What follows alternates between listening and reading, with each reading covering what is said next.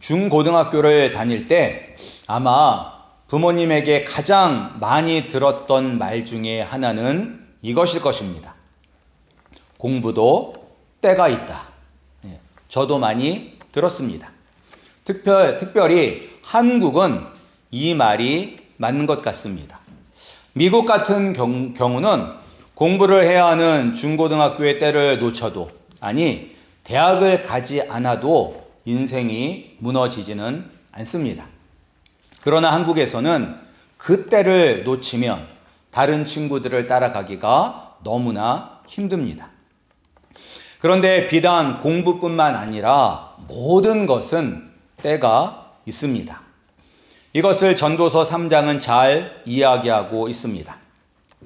범사에 기한이 있고 천하 만사가 다 때가 있나니 날 때가 있고 죽을 때가 있으며 심을 때가 있고 심은 것을 뽑을 때가 있으며 죽일 때가 있고 치료할 때가 있으며 헐 때가 있고 세울 때가 있으며 울 때가 있고 웃을 때가 있으며 슬퍼할 때가 있고 춤출 때가 있으며 돌을 던져버릴 때가 있고 돌을 거둘 때가 있으며 안을 때가 있고 앉는 일을 멀리할 때가 있으며 찾을 때가 있고 잃을 때가 있으며 지킬 때가 있고 버릴 때가 있으며 찢을 때가 있고 꿰맬 때가 있으며 잠잠할 때가 있고 말할 때가 있으며 사랑할 때가 있고 미워할 때가 있으며 전쟁할 때가 있고 평화할 때가 있느니라 라고 전도서는 이야기하고 있습니다.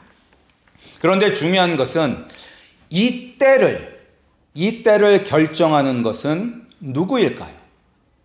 우리가 결정하는 것일까요? 아니면 하나님께서 결정하시는 것일까요?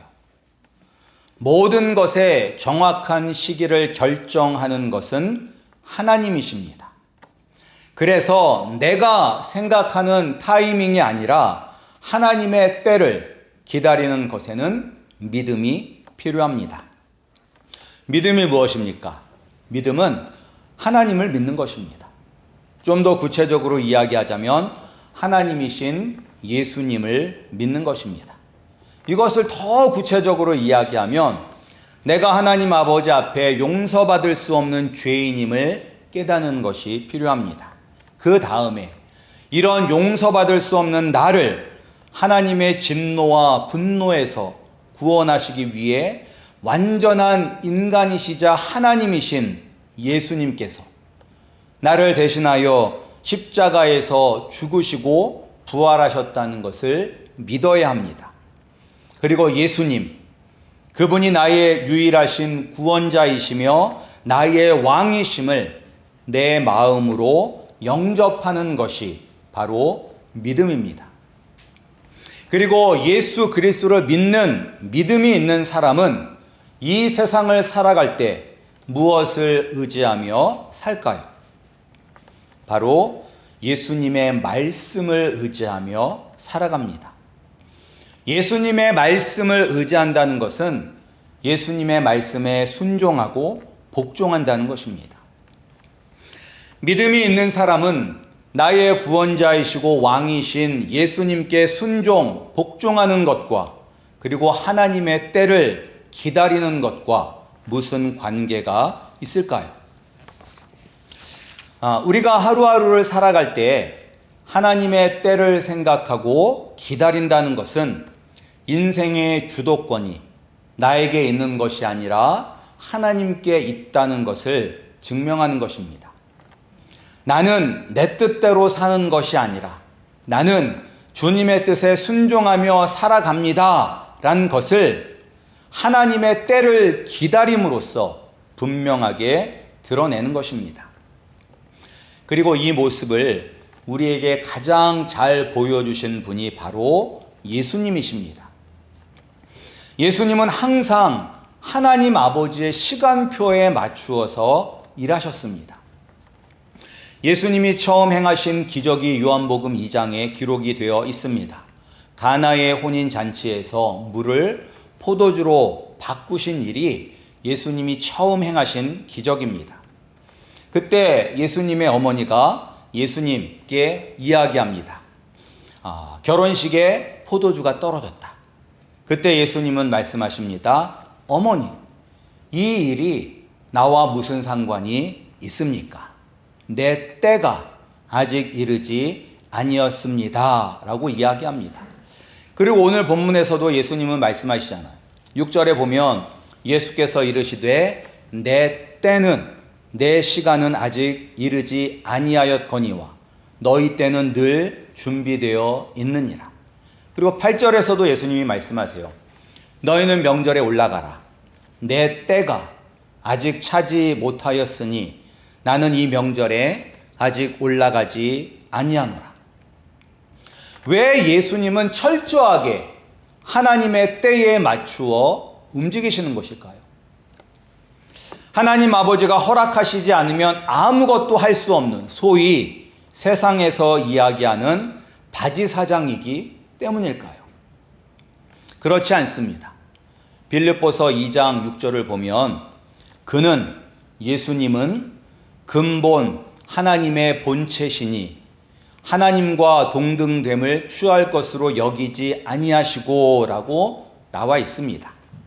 그러니까 예수님은 모든 면에서 능력과 존귀와 권위에서 하나님 아버지와 동등하십니다.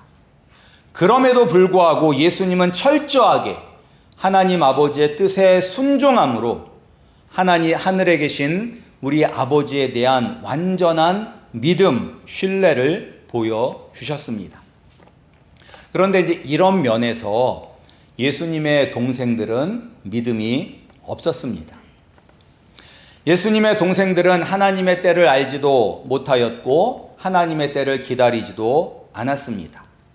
동생들이 생각할 때는 형인 예수님이 때를 기다리는 것이 아니라 움직일 때라고 생각했습니다. 예수님의 동생들이 예수님께 뭐라고 했는지 우리 함께 보겠습니다. 우리 3절과 4절 말씀입니다. 예수님의 동생들이 형인 예수님께 이야기합니다. 우리 3절과 4절 말씀 함께 읽겠습니다. 그 형제들이 예수께 이르되 당신이 행하는 일을 제자들도 보게 여기를 떠나 유대로 가소서. 스스로 나타나기를 구하면서 묻혀서 일하는 사람이 없나니 이 일을 행하려 하거든 자신을 세상에 나타내소서 하니.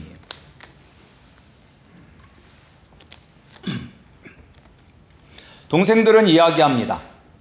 형님, 여기 갈릴리에서만 일하지 마시고 유대 지역으로 올라가세요. 이제 초막절이 다가오니 많은 사람들이 예루살렘에 모일 것입니다. 그곳에서 형님의 능력을 마음껏 드러내세요. 그러면 많은 사람들이 형님을 따를 것입니다. 라고 이야기하고 있는 것입니다. 여기에 나오는 초막절은 유대인들이 지켜야 하는 3대 절기 중에 하나입니다. 초막절은 8일 동안 지속이 되는데 왜 초막절을 지키냐면 유대 민족이, 이스라엘 민족이 광야 40년 동안 하나님의 은혜로 발이 부르트지 아니하고 옷이 헤어지지 않도록 그들을 지켜주신 하나님의 은혜에 감사하고 그리고 그 해의 추수를 마무리하면서 드리는 감사와 기쁨의 절기입니다. 이때는 유대인들의 성인 남성들은 다 예루살렘에 가서 이 절기를 지켜야 합니다. 그러니까 얼마나 많은 사람들이 오겠어요.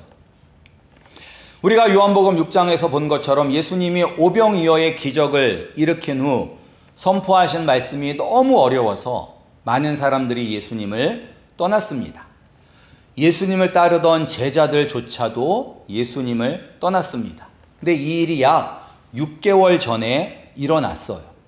그리고 이제 6개월 동안에 예수님은 아무것도 안 하신 것이 아니라 갈릴리 지역과 이방인 지역을 다니시면서 계속해서 말씀을 선포하시고 병든 자들을 고쳐주시고 그리고 귀신 쫓는 일들을 하셨습니다. 그런데 갈릴리 지역은 오늘날로 따지면 시골 촌구석이에요. 시골에서 아무리 이름을 날려도 전국구는 될 수 없다라고 예수님의 동생들은 생각을 한 것입니다.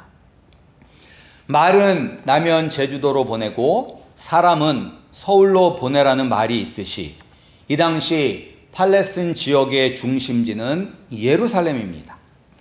따라서 예수님께서 이 갈릴리에서 행했던 일들, 말씀을 선포하고 병든 자들을 고치시고 귀신을 쫓는 일을 예루살렘에서 행하시면 예수님의 인기가 확 올라가서 전국적인 유명인이 되어서 순식간에 수많은 제자들이 생길 것이라고 동생들은 생각을 한 것입니다.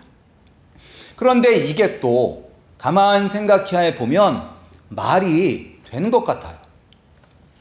우리가 읽은 본문 11절부터 13절을 보면 초막절을 지키러 예루살렘에 온 많은 사람들이 드러내놓고 이야기하지는 못하지만 다들 누구에 대해서 이야기하고 있어요? 예수님에 대해서 이야기하고 있어요. 사람들이 모이기만 하면 그곳에서 서로 수근거리면서 야, 예수는 어떤 사람일까? 좋은 사람일까? 아니면 우리를 미혹하는 나쁜 사람일까? 하면서 계속 예수님에 대한 이야기가 일어나고 있는 것입니다. 이때 어떤 계기만 있다면 예수님께서 놀라운 기적이나 능력을 보여주시는 그런 계기만 있다면 순식간에 이 혁명을 일으킬 정도로 많은 사람들이 예수님께 모일 것입니다. 그런데 이런 생각이 바로 세상의 생각입니다. 자신을 드러내는 것, 자신의 세력을 키우는 것, 그리고 거기에 자신들이 한 자리를 차지하는 것, 그것이 바로 세상의 생각, 세상의 방법입니다. 제자들도 계속해서 하나님의 나라를 이 땅의 나라로 생각했어요. 그것을 어떻게 알 수 있냐면 사도행전 1장 6절을 보면 죽음을 이기고 부활하신 예수님을 만난 제자들이 예수님께 무엇을 물어봤냐면 이것을 물어봤어요. 예수님, 드디어 로마의 압제에서 벗어나 유대인들의 나라를 다시 회복하고 세울 때가 이때입니까? 라고 물었어요. 부활하신 예수님을 만난 제자들 역시 여전히 하나님의 때가 아니라 자신이 생각한 때에 따라 움직이고자 했습니다. 자신들이 따르는 예수님의 뜻, 예수님의 목적, 예수님의 의도에는 관심이 없었습니다. 믿음이 있는 사람은 자신이 믿고 따르는 사람의 뜻, 목적, 의도에 관심이 있습니다. 예수님의 뜻이 어디에 있는지, 예수님의 목적이 무엇인지, 예수님의 의도가 무엇인지 관심이 있고 그것을 알기 위하여 기다려야 합니다. 그런데 왜 예수님은 하나님의 때를 기다리며 세상에 자신을 드러내지 않으시는 것일까요?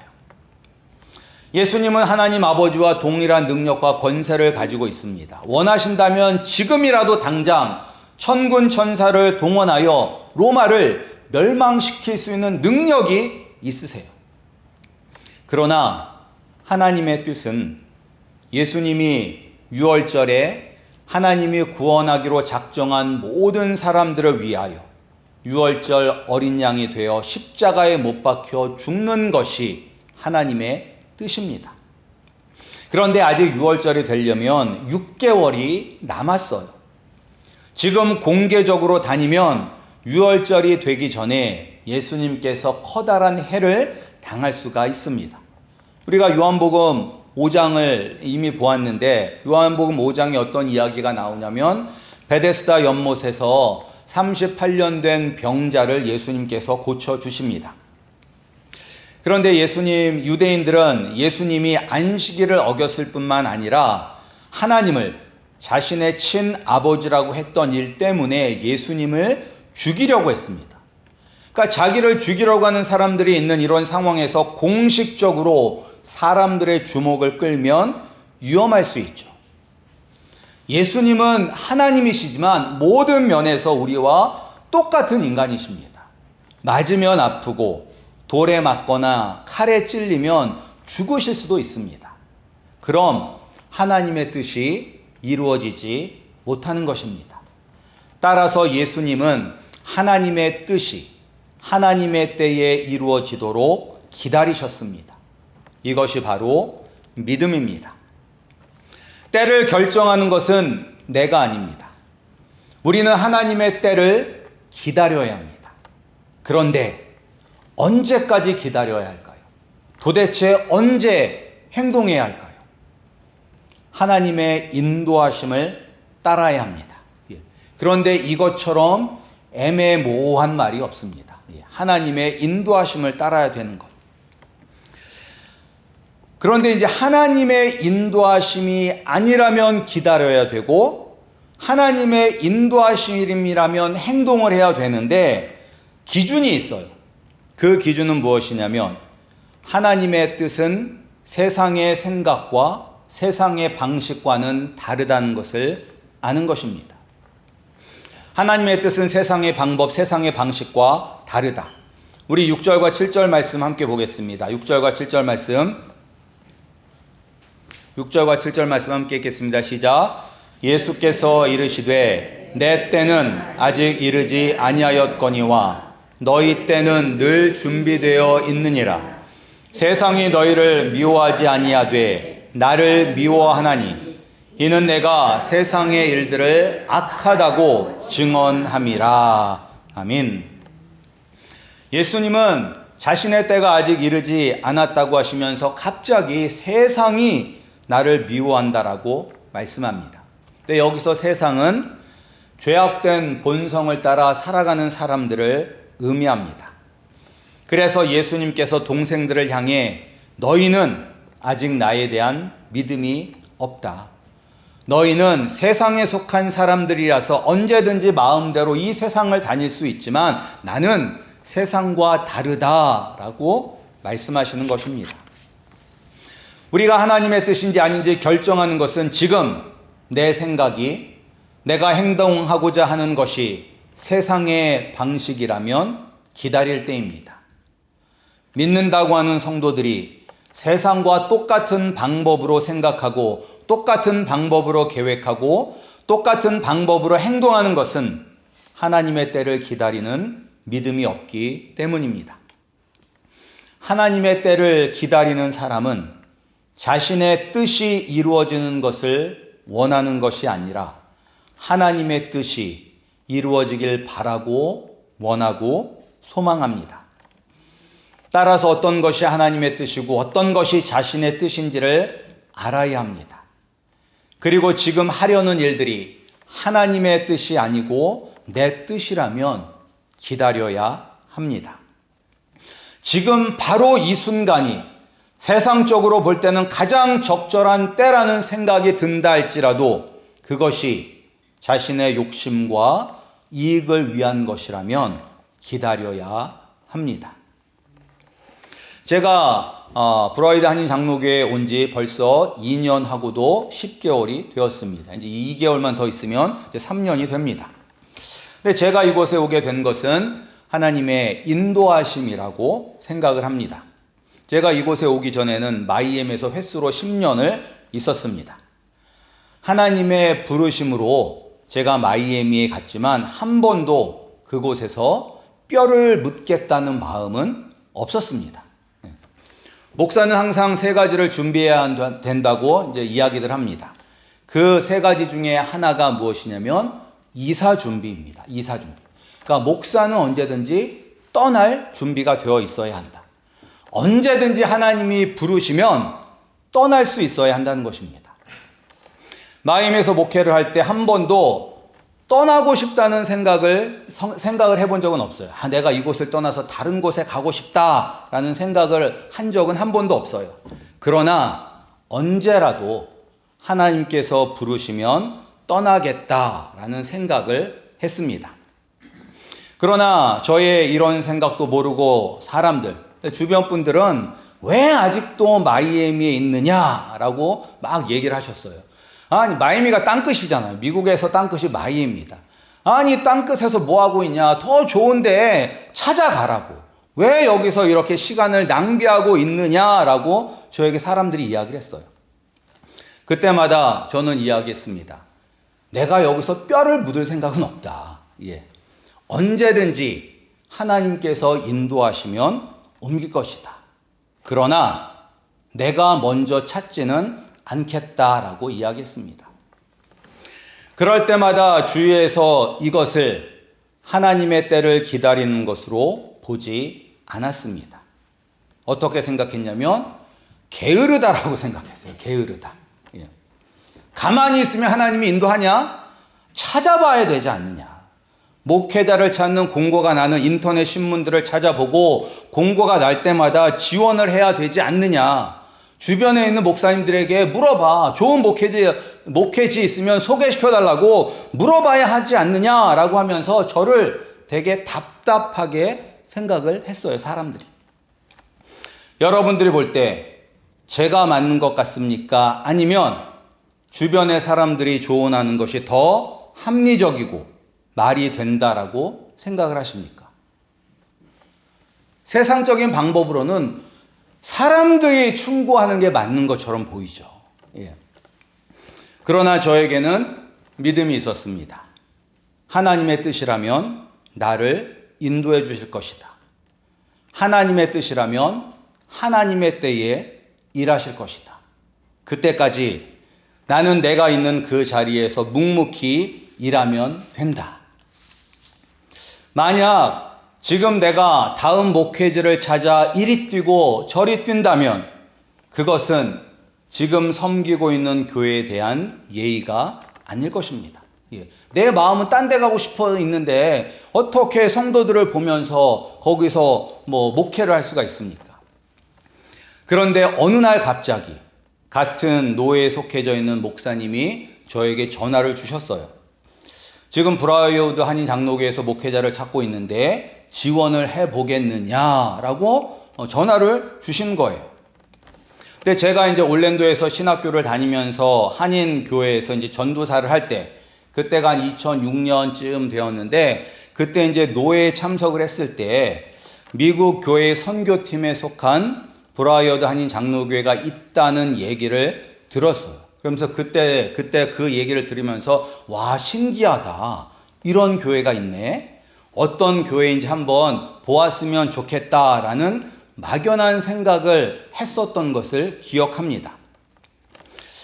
그래서 이제 먼저 전화를 주셨으니까 내가 먼저 찾아다닌 것이 아니고 먼저 지원해 보라고 권유하셨으니까 지원해서 되면 하나님 뜻이고 아니면 지금 있는 곳에서 지금처럼 목회한다는 생각으로 한번 지원해 보겠다라고 했어요.